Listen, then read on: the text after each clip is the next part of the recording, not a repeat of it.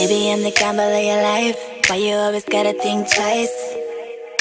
We could go at it all night. Till the morning till you can't even go no more.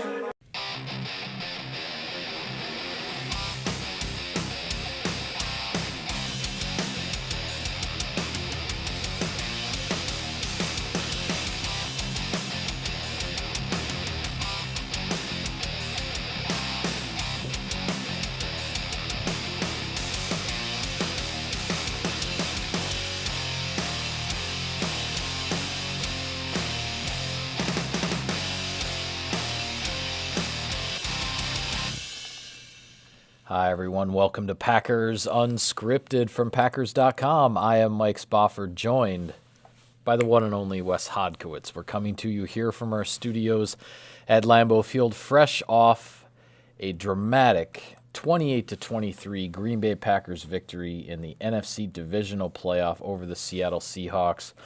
Wes, there are any number of angles we could go about analyzing and discussing this game, but I'm just going to start right here. When it was 21-3 at halftime, when it was 28-10 in the middle of the third quarter, you still just knew it was going to come down to the end, right? I mean, you knew it, and that's exactly how it played out. So I thought this game on so many levels illustrated just the absolute brilliance of both Aaron Rodgers and Russell Wilson. Yeah. I said that all week long last week, starting with Russell Wilson. Phenomenal performance by him. I know it wasn't picture perfect, but as I said to you from the beginning, Mike, with him, he can win, for a lack of a better term here, dirty. Not in that sense, but in terms of like he can do it ugly. And Seattle said they wanted to run the ball with Marshawn Lynch. I somewhat felt all along that was an ill-advised plot. They did it. They did not have success with it. They tried. So they went back to their bread and butter, which is asking Russell Wilson to just do superhuman things. Evening at the Improv at Lambeau Field. I mean, he was just making it up as he went along, which is what he's done all season to get the Seahawks as far as they got. Yeah, and being able to open up some big plays there for Seattle. He's the type of quarterback, he's what you need to win in this league. The game is never too far out of reach for him to come back and mount a big rally. Aaron Rodgers. I've been saying for so long now, Mike, because people always think, and it's just all because I work for the team now and I'm Packers.com. Since the very beginning, people want to paint this thing of, is Rodgers past his prime? Is he past it or whatever? If you consistently beat that drum, you end up looking like a fool. Yep. Because the one thing I think a lot of people don't realize is, in addition to Aaron Rodgers being a generational talent, and making countless amounts of throws in this game that a very few number of humans on this planet can actually do. Yeah. Aaron Rodgers still has that greatness in him in the most clutch situations. I said all last week I was expecting the best version of him, and that's what you saw in this. They got the 23-yard gain from Aaron Jones early, but otherwise they couldn't really run the ball the way I thought that they might be able to against Seattle's front. It was a struggle, no doubt. So it had to be on Aaron Rodgers. It had to be on Davante Adams. And Rodgers played, I felt like, a fantastic football game. And the third down completions, 9 of 14 on third down, 3 huge third down conversions by Jimmy Graham. And Davante Adams has just an iconic performance, 8 receptions for 160 yards and 2 touchdowns. The other thing, too, about that, I mean, Mike, how many of those catches were just like, gotta have them grabs that were fully contested? Yeah. He ran that 40-yard, we were talking about that post corner route, just a magnificent route adjustment, gets in for the 40-yard touchdown. But then to make that 32-yard catch kind of over his shoulder with just a little bit of separation off a fade route that they put together at the line of scrimmage, it speaks to his greatness, and it obviously is another testament to Aaron Rodgers and what has been just an incredible Hall of Fame career. Well, you can say so much about Aaron Rodgers and Davante Adams from this game. Just to start with the play at the end, the 32-yard completion on 3rd and 8 when the Packers are on their own 22-yard line there with just over 2 minutes to go. Rodgers actually said after the game, Adams didn't just adjust the route, he was better than the check. Yeah. Like the check that's in the playbook, Adams actually did a different check, and it was better, and Rodgers was on the same page with Adams, and the throw was absolutely perfect. And that was one of many throws, as you were just talking about, that I mean, I don't know, how many times did I lean over to you in the press box and say, wow, what a throw. Yeah. I mean, Five it or was six? at least, Yeah. right? I mean, whether you're talking about the third down pass to Jimmy Graham in the third quarter, right before the 40-yard touchdown to Davante Adams, the 3rd and 10 pass over the middle, the sidearm one to Geronimo Allison that kept one drive alive there briefly in the fourth quarter. I just mentioned the one to Adams, the one to Graham at the end of the game where he has to stand in the pocket. He's got to hold it as long as he can to give Graham a chance to break free coming on the crossing route. He takes a shot but puts the ball right on the money. And that's only the start of the list of the throws that Rodgers made in this game. I thought it was an absolutely tour de force performance by one of the best ever. And statistically, I looked it up, I wrote about it. The 113.7 passer rating, that's only his 6th highest postseason passer rating for a single game.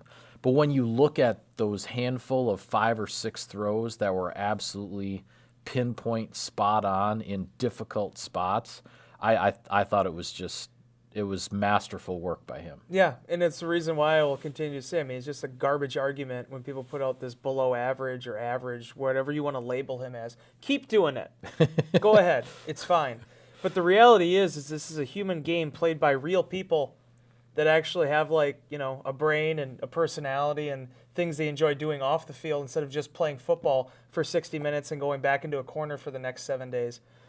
And Aaron Rodgers, I think when you look at just what it requires to play this game at its highest level, I thought him and Russell Wilson just put on a clinic for what it takes to play quarterback in 2019 and 2020. Yeah. They were just the epitome of everything that is great about this sport and why I think you can't make just asinine comments about, you know, this being the end of this or this being the end of that or he isn't the player he once was. It can always change. And here's the beautiful thing, Mike. It's not just Aaron Rodgers.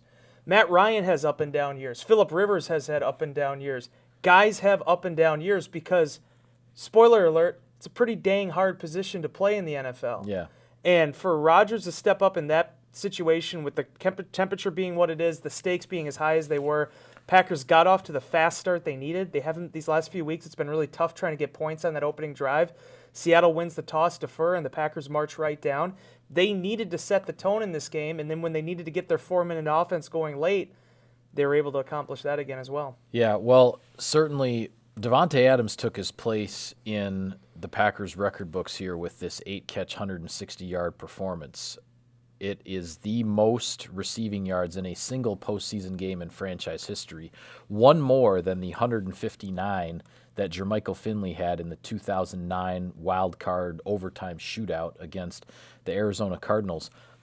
But you think about it, Wes, Davante Adams is at the top of a list that includes Max McGee from Super Bowl I, Yeah. Jordy Nelson from Super Bowl 45, Antonio Freeman from Super Bowl 31, John Jefferson from the big postseason game that he had in the early 80s. I mean, Davante Adams' 160 yards is at the top of that list. And there were times in the game where he absolutely looked dominant doing it. Yeah. I mean, there was the one drive in the first half where Rodgers just on different routes against different coverages, it was just bing, bing, bing, 17, 17, 17, just kept hitting them every time for a first down, Packers marching right down the field.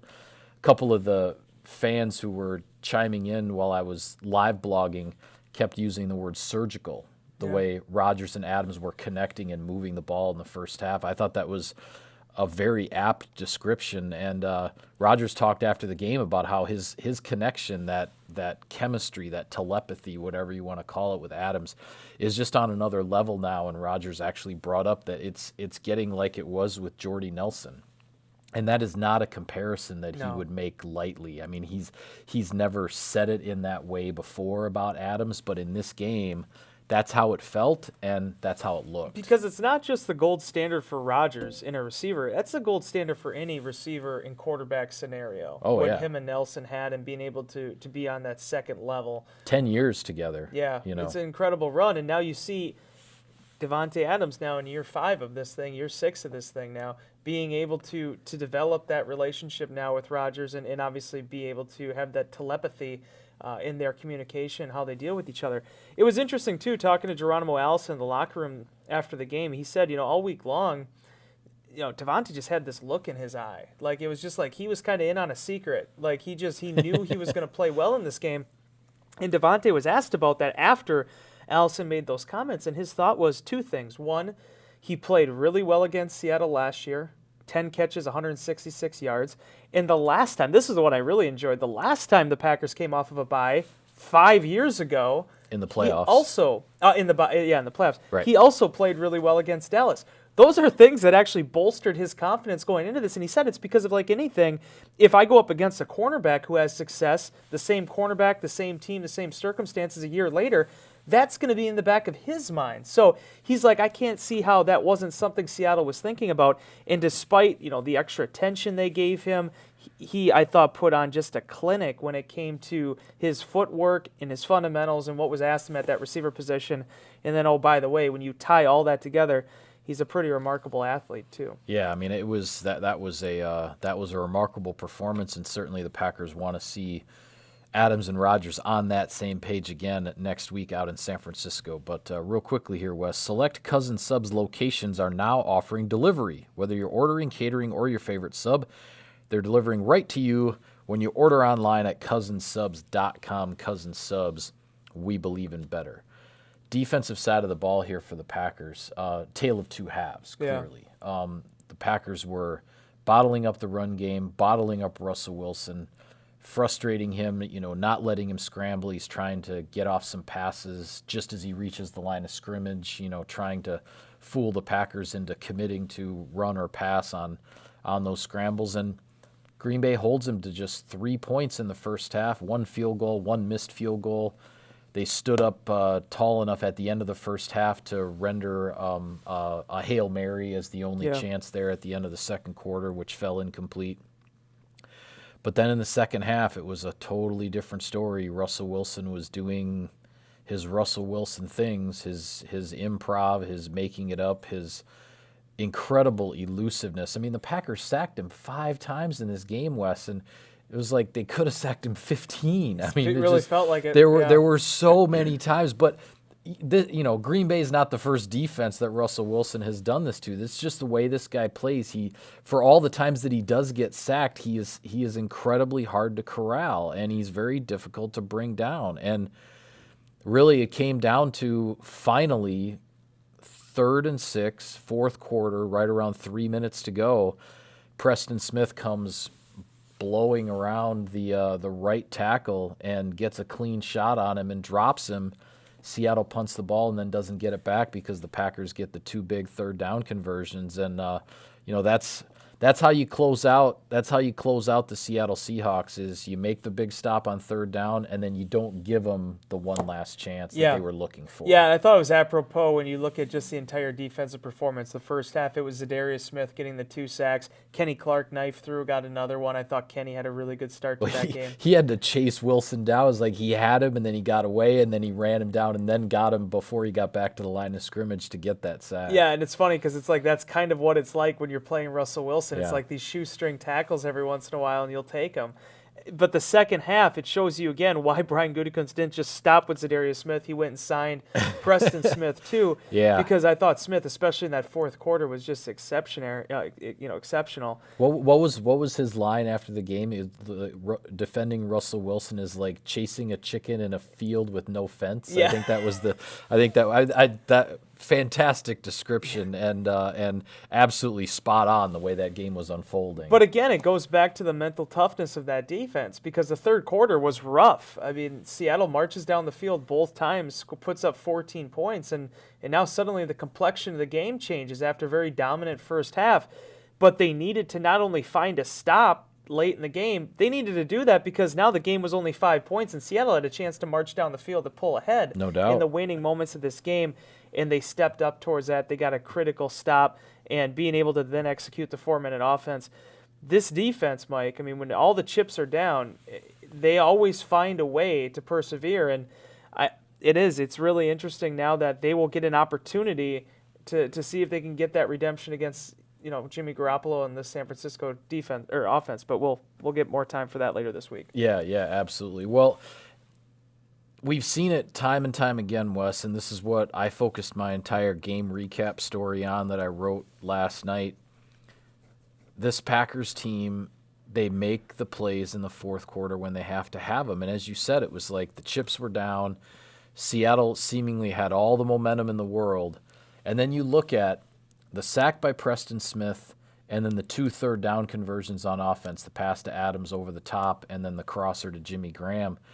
When you look at it in the play-by-play, because of the timeouts being used and the 2-minute warning, those were 3 really, really big clutch plays that happened within like 90 seconds of game clock.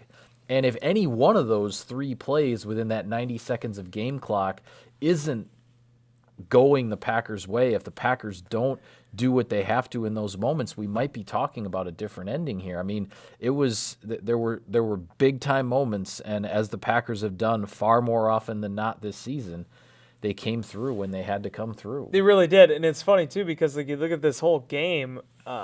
Jared Veldheer ends up playing and having to start at right tackle. We haven't even talked about that yet. But wow, what a performance by him as well. They'll talk for decades to come here in Packer fan circles about Davante Adams and the performance he had, and Rodgers leading them past Russell Wilson, getting some playoff revenge against Seattle. But then there's a guy like Jared Veldheer that I think only the true diehards are going to remember this game, but. Brian Bulaga, who successfully cleared the concussion protocol earlier in the week, so he's able to take all the first-team reps at right tackle. The plan is for him to be there. Yeah. Even won the stand-up guy award on Friday. Everybody's feeling really good about this thing. And then the day of the game, that dreaded bug, that flu bug that's been circling around the locker room, it gets Brian Bulaga. And Bulaga, to his credit, was active for this game. They did have him up, but whatever happened, in those hours in between there, and eventually we'll get a chance to talk to him, they ended up having to make a decision basically a half an hour before the start of the game that they're going to go with Jared Veldheer.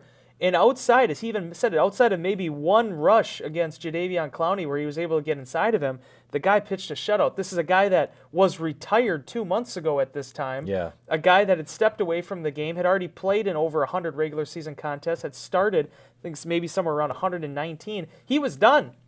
And then here he is, in a very critical late season acquisition by Brian Gutekunst, playing one of the most important downs of football the Packers have seen. Yeah, well, Rodgers said after the game, actually, that he saw Bulaga kind of tap himself out during warm-ups, where, during warm-ups, they line up with the full offense, but it's kind of on air. There's really no defense on the other side, and they're just running through certain formations and plays. And Rodgers said after one of the plays, Bulaga just kind of walked off to the sideline, signaled for Veldheer to go in and finish up, that round of warm-ups. Yeah, because we saw him in warm-ups. And that was and then that was it. Bulaga basically took himself out and knew that he wasn't going to be able to go, and that's essentially when the decision was made. And what Veldheer did stepping in, obviously he was huge, stepping in the fourth quarter in Detroit for the Packers to get the first round bye when Bulaga got the concussion. And then he comes up big yesterday, and Rodgers was joking, on the sideline with him saying, isn't this amazing? You were retired like 2 months ago.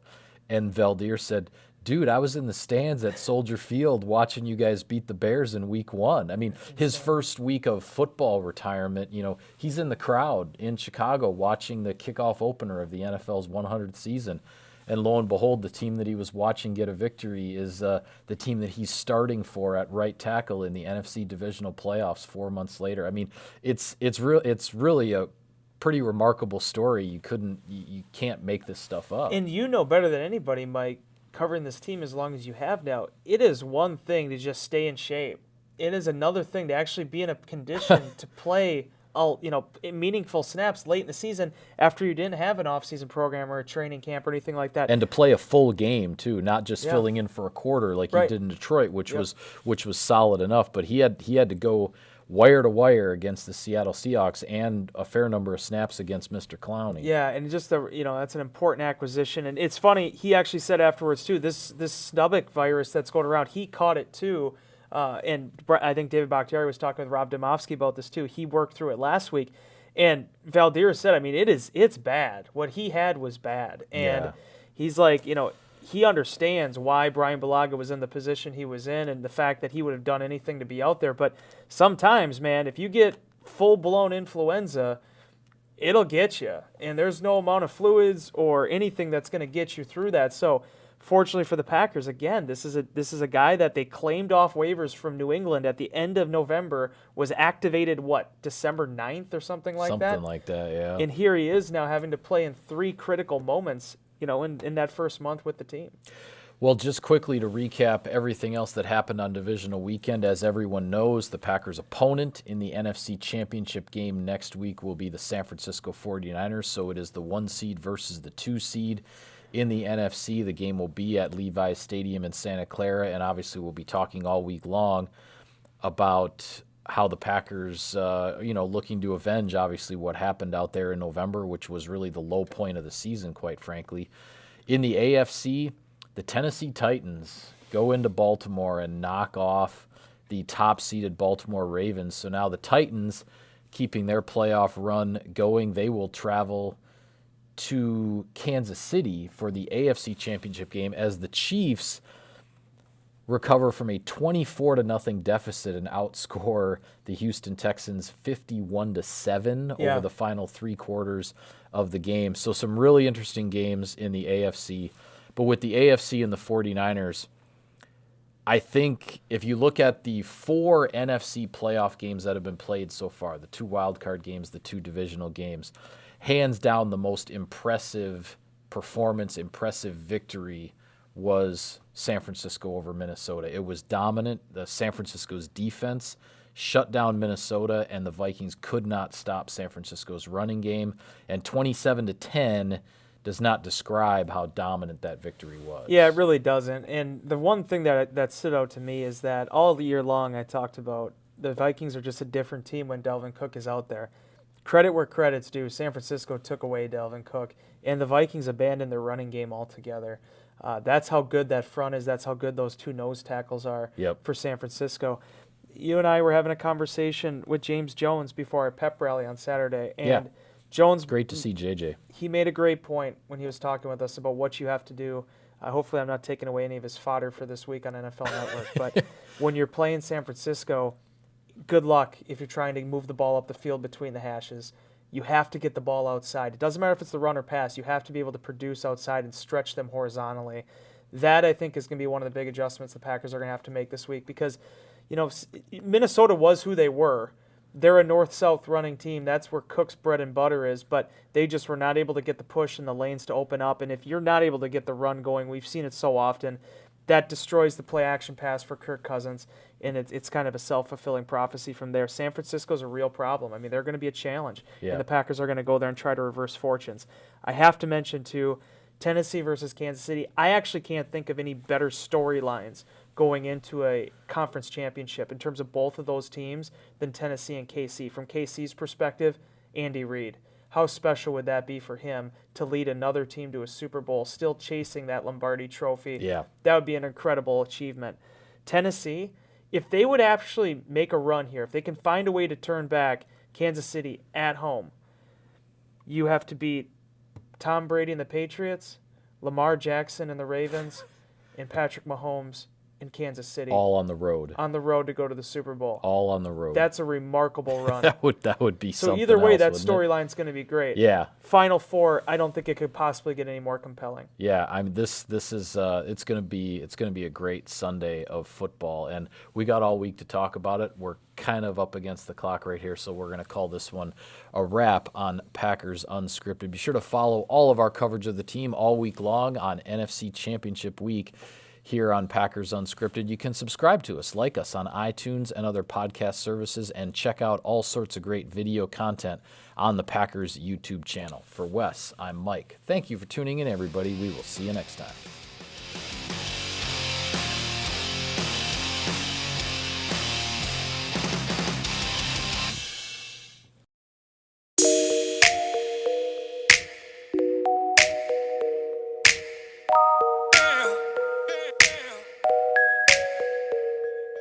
Baby, in the gamble of your life, why you always gotta think twice? We could go at it all night, till the morning till you can't even go no more. You like it, don't even deny it.